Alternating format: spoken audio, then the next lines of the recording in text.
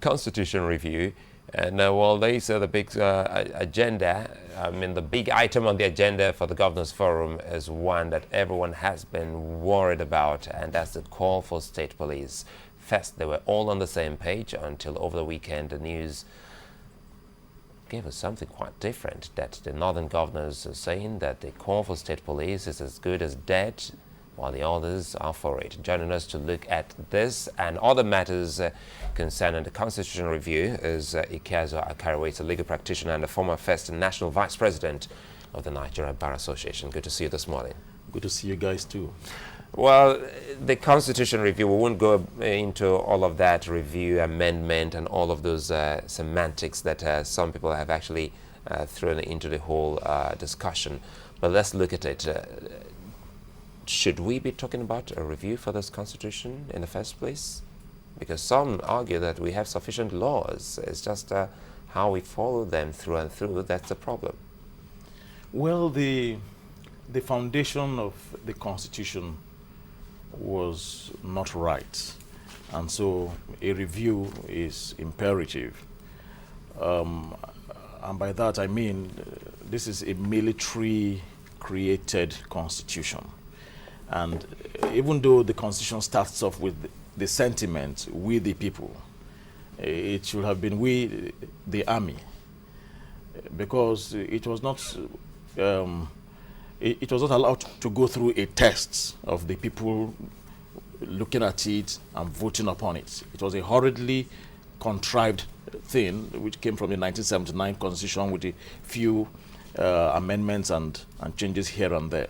So I think the National Assembly are on the right track by looking at it again, trying to fine-tune it to meet with the aspirations of the Nigerian. So yes, we should be doing it. And you were asking, do we have enough laws? Excuse me, we have laws, but the Constitution is the foundational law. It is the law upon which every other law rests. And even though a constitution by itself will not make a country right or wrong, but it's important that we have a constitution which reflects the desires and yearnings of the people. So I support what the National Assembly is up to right now. Well, anyway, even you remember then it was also in Hisbah when they met the Senate committee looking at the constitution review, where the Senate President David Mark did say it is not only or solely the task of the National Assembly to do all of this. That is why we're talking about this. Yeah. In any case, how can the people participate in all of this before we start to look at some of the items right now? How can we participate? And the man watching at this point in time, if he has any kind of input, is anyone going to listen to him when he's not from the National Assembly? Well, I believe that the man on the street, if he has an input, that his input will be considered.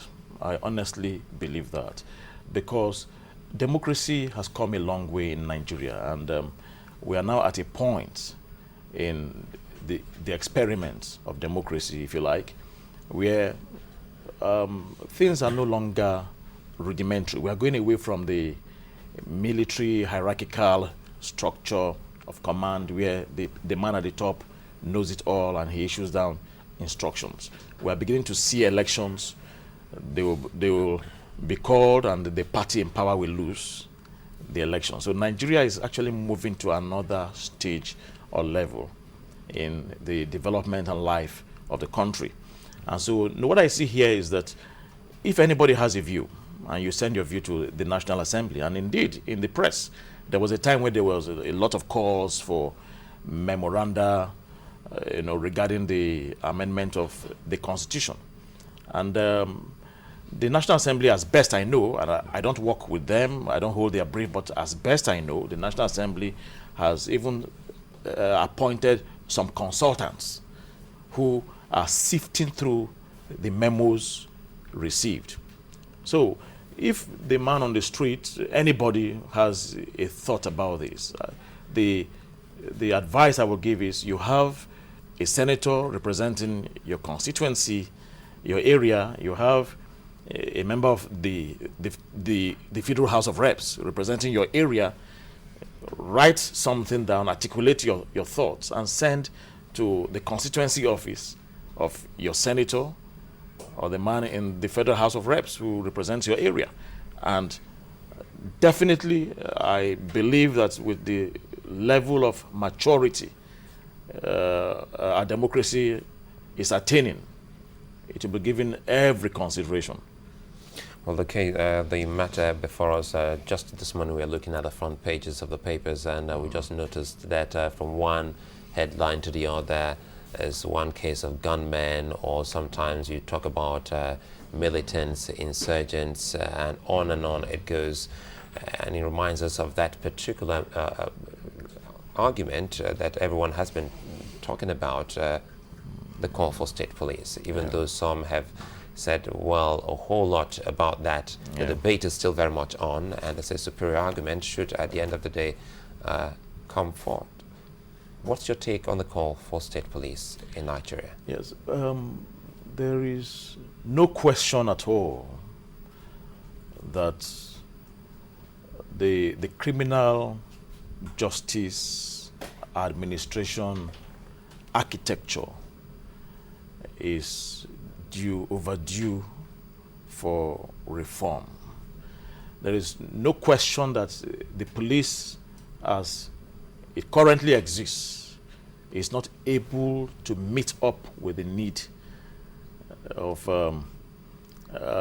criminal justice reform, or rather of laws and orders, of maintaining the laws and orders. There's no question at all that the police is overwhelmed, completely overwhelmed, and a part of the problem is the structure of the police. And whatever arguments against decentralizing the police, one of the major solutions to the unbridled and exacerbated spate of crime in the country is to not only create the police at the level of the states. I will even go further to say that we need to have police in the council areas run by the councils. There's no question about that.